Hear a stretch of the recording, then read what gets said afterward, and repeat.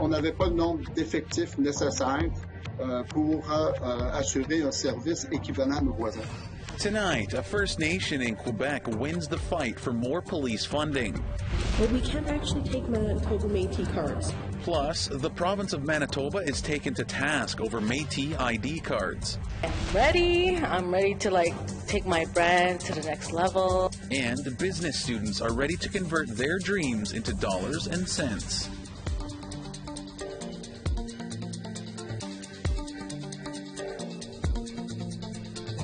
Good evening, Tansei. Welcome to APTN National News. I'm Daryl Stranger. After several years, a trial, an appeal, and a human rights tribunal ruling, Quebec's highest court ruled this week that the province and the Government of Canada chronically underfunded Indigenous police services.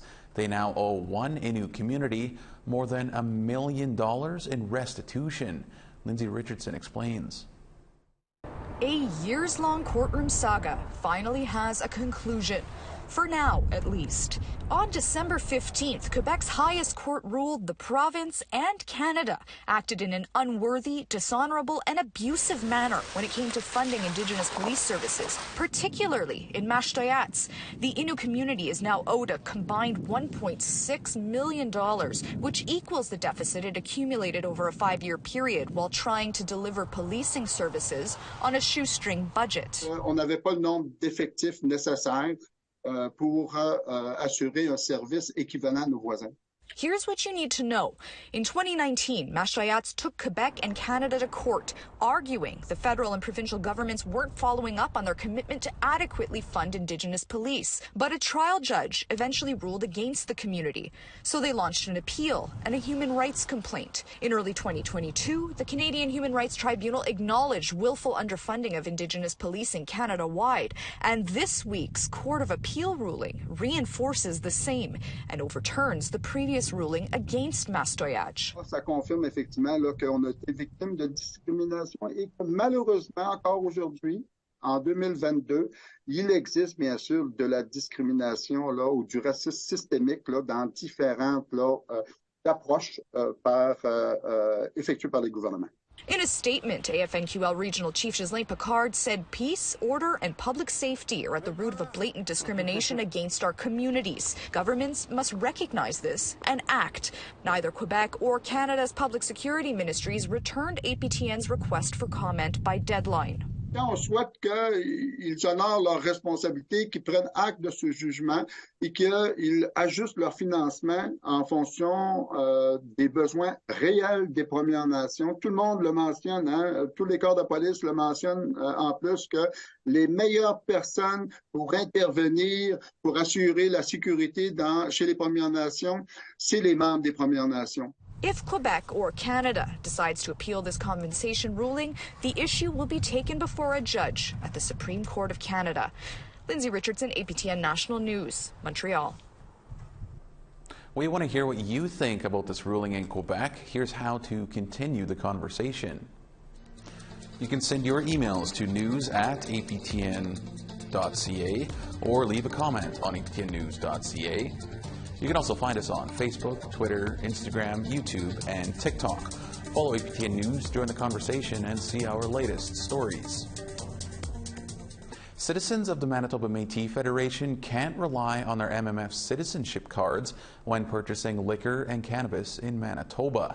But MMF President David Chartrand believes it shouldn't be an issue. Yesterday, we showed Sav Jonesa going undercover to see where the MMF card might be accepted, and today they have more on why this is happening and the contradicting information at hand. Right on. Hey, you are Métis.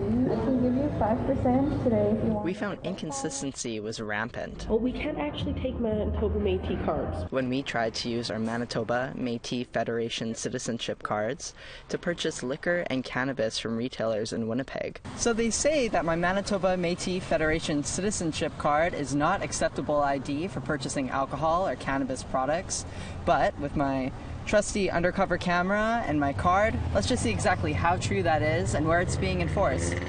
Liquor marts require identification to enter their stores, which is a responsibility of the Manitoba Liquor and Lotteries Corporation.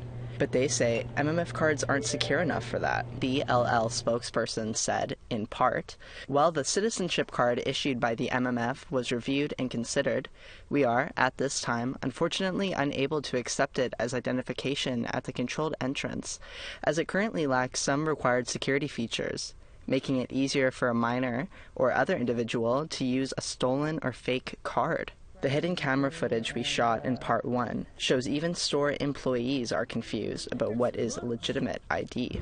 Well, we can't actually take Manitoba Métis cards. We have to take actual, government issued. Oh, okay. I know it's issued by the government. I've been through this. Yeah. The Liquor, Gaming, and Cannabis Authority is the agency that determines what ID is needed to buy alcohol and cannabis. It told us in a statement, as for the MMF citizenship card, it does not currently fall into the category of government-issued ID, and as such, it is not an accepted form of identification under the regulations. Yet in 2021, the Manitoba Métis Federation was historically recognized by Canada as a government through its self-government agreement.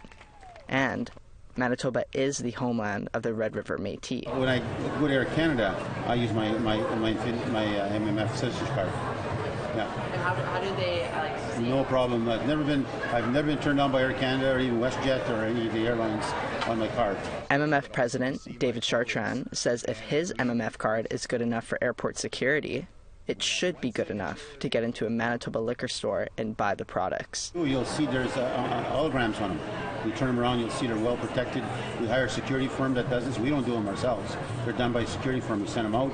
Security firm develops them for us and puts all the holograms to ensure that nobody can just walk into some Staples or something and copy it. They can't. Liquor and Lotteries says it has discussed the situation with the MMF, but the MMF didn't recall hearing from them until after we began researching our story. Sav Jonza, APTN National News, Winnipeg. All right, it's time to step aside for a short break. Still ahead, find out what fishing, sewing, and Arctic sports all have in common. Plus, what participants in a new business venture are learning. It definitely helped to provide structure and a foundation for successful entrepreneurship and all the fundamentals that we need to launch and scale and grow our brand.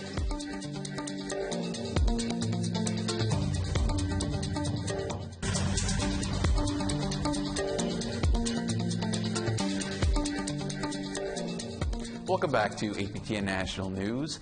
Participants of a new business learning venture are about to wrap up classes this week in Ottawa. They're learning to hopefully convert their dreams into dollars and cents. As APTN's Annette Francis tells us, for many, their goals have already become a reality. You did say it was intense, but in a good way. Sherry, Mariah, Tracy, and Cole are 4 of 15 participants in the Indigenous Makers Masterclass project. Over the past 2 months, they've been meeting every day online. It definitely helped to provide structure and a foundation for successful entrepreneurship and all the fundamentals that we need to launch and scale and grow our brand. The skills and advice from professional Indigenous mentors helped artist Sherry Rogers to build her confidence and launch her Just Add Feathers business. I am ready. I'm ready to take my brand to the next level. You know, I've been waiting for something like this, and this is it. The program has helped Cole Poplinski to focus and find direction for Rustling Pines. Currently, Poplinski is offering workshops on LGBTQ issues and teaching beadwork to people of all gender expressions. I think there's going to be a lot of change coming up for me, a lot of figuring out what feels good for me and my communities, and then also what makes the most sense going forward in making business work and making money. The CEO of Indigenous Experiences, Trina Mather-Samard, says the goal was to build up the skills of Indigenous makers and creators from across Ontario and help elevate or launch their businesses. She says it's been a huge success. You know, they've been really exploring all sorts of opportunities. They set up as vendors at our Pipone Winter Festival here and sold direct to the client, but we have some that are already working, you know, on getting into stores. You know, we have a couple lucky ones who have been chosen to be part of New York Fashion Week to elevate some outfits with their jewelry. Mariah Migwans is one of the artists whose jewelry will be seen on a fashion runway in New York. She says the program has boosted her entrepreneurship skills in budgeting and marketing. She's even expanded her stock in the marketplace. So right now I am in a couple stores. I am featured in a couple markets as well.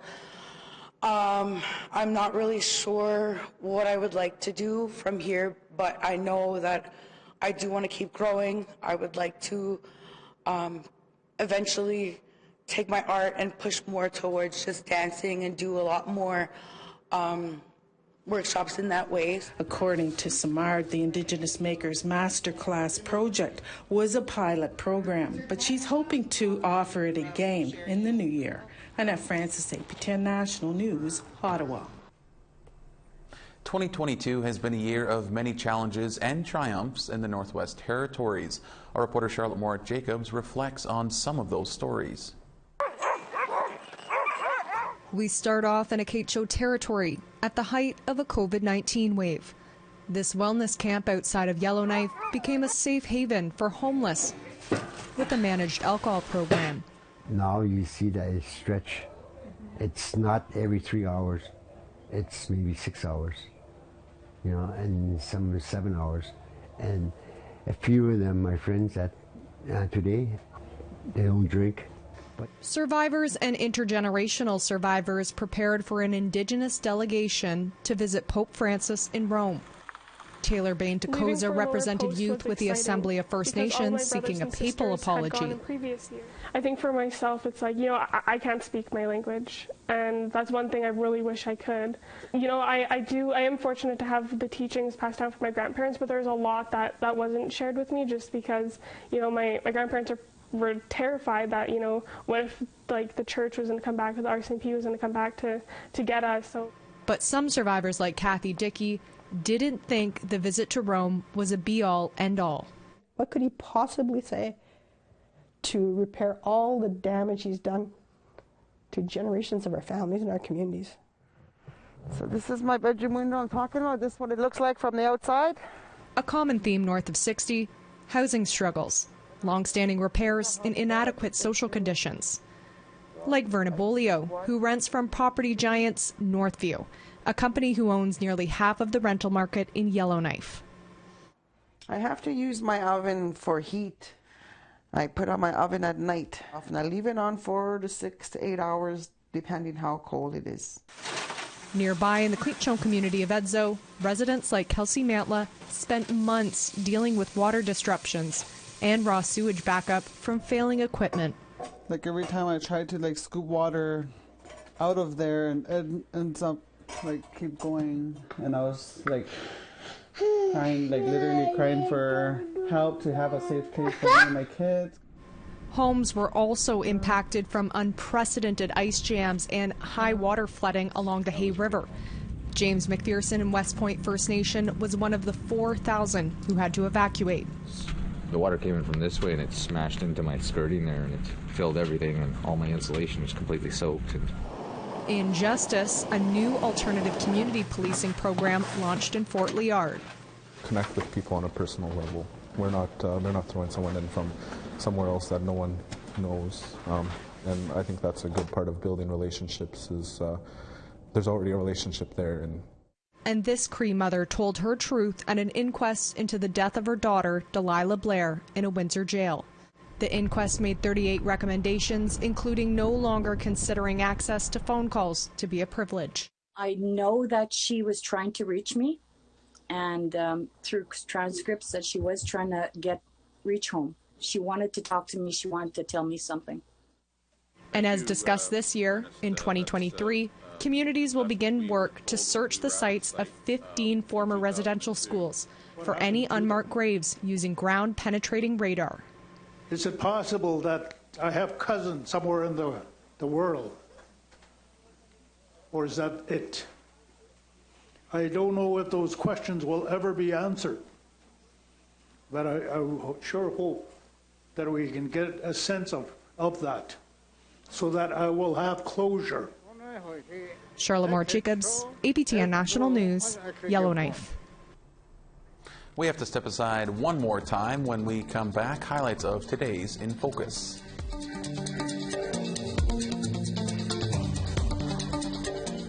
Welcome back. It's time now for our photo of the day. April Allen shared this photo of her recent work. 4 little owls made of sealskin and moose hide, and those guys are just the cutest little things.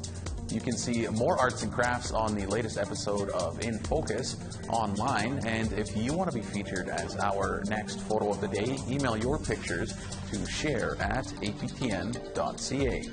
All right, now let's take a look at tomorrow's weather forecast. Starting over on the East Coast, 0 degrees in St. John's and 2 in Halifax. -5 in Cartwright and -9 in Happy Valley Goose Bay. -7 in Quebec City and -5 in Montreal. 3 degrees in Toronto and -1 in snow in North Bay. Some snow and -7 in Timmins and -22 in Sioux Lookout. Snow and -19 in Churchill and snow and -20 in Norway House. Snow and -20 in Barons River and -20 in snow in Winnipeg. -21 in Regina and clear and -22 in Saskatoon. -24 in Buffalo Narrows and -27 in Stony Rapids. Moving west, -38 in clear in Peace River and -38 in clear in Grand Prairie. -23 in Edmonton and -24 in Calgary. -7 in Vancouver and -5 in Campbell River. Some snow and -3 in Sandspit and -34 in Fort Nelson. -38 in Beaver Creek and -42 in Dawson. Stay warm over there. -35 in Yellowknife and -35 in Wrigley. -22 in snow in Fort McPherson and -22 in Inuvik. -33 in Cambridge Bay and -20 in Chesterfield. -24 in Iqaluit and -9 in Iqaluit.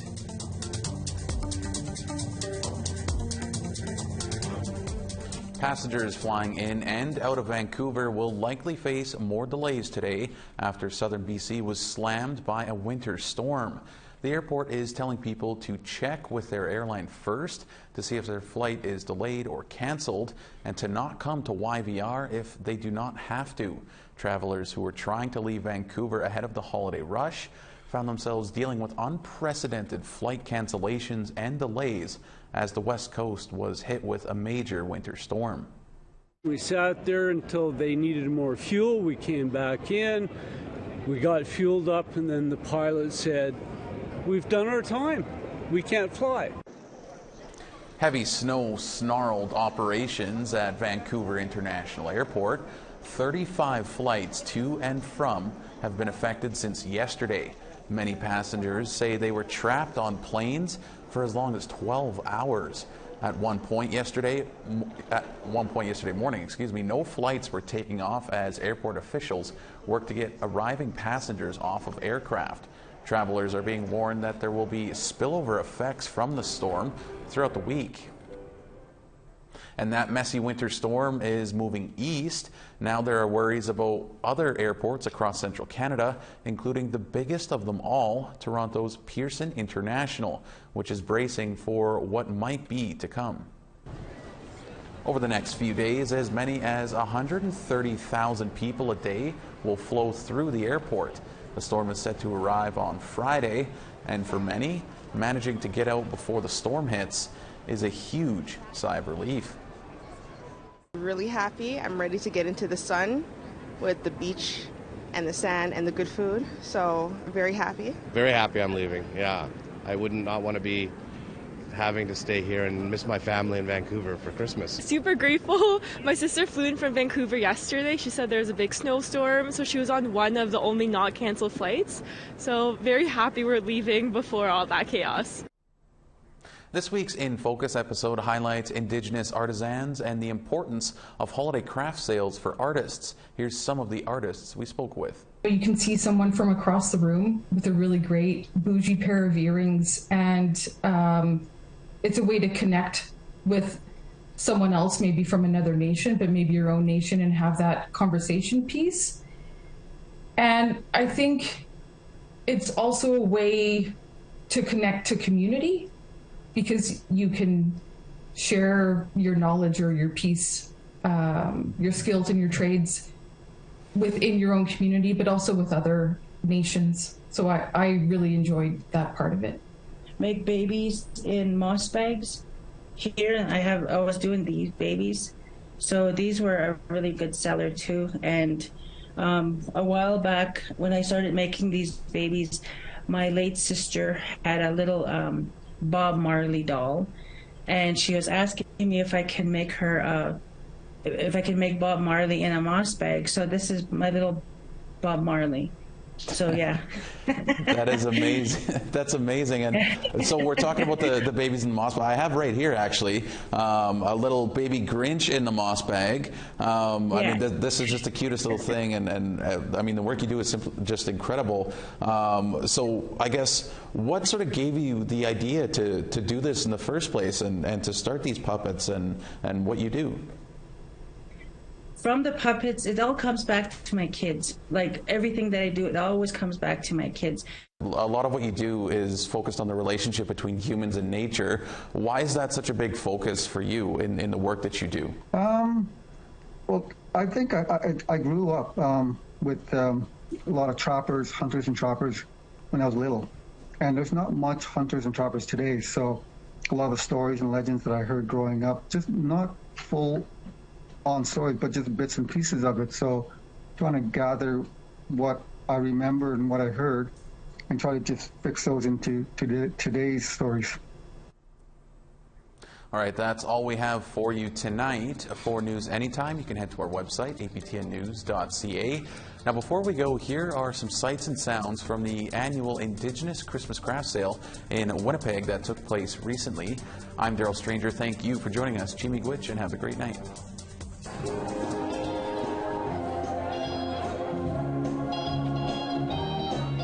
I taught everyone, even my son, I only got one son, and all my girls are doing it, and now my granddaughters are doing it. It's a dying thing, it's a dying culture for people like me. You know, as you walk around here, you won't be able to see what, we're quite different.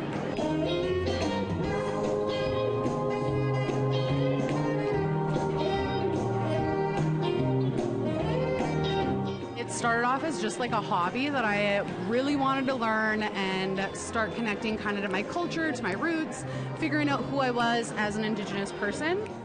I think that it's important for us to create spaces that's specifically for Indigenous people. A lot of these folks that are coming in are Indigenous, and they know a lot of our teachings. They know a lot of the things that we bring when we do our beading or when we do our artwork.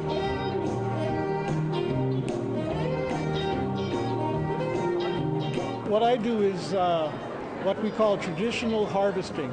Our stuff is really handmade, it's really personal. We put a lot of effort into it.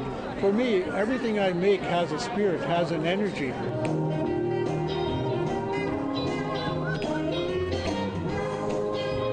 Well, it highlights the quality, the craftsmanship, the authenticity of the Indigenous artwork that's being created in Manitoba.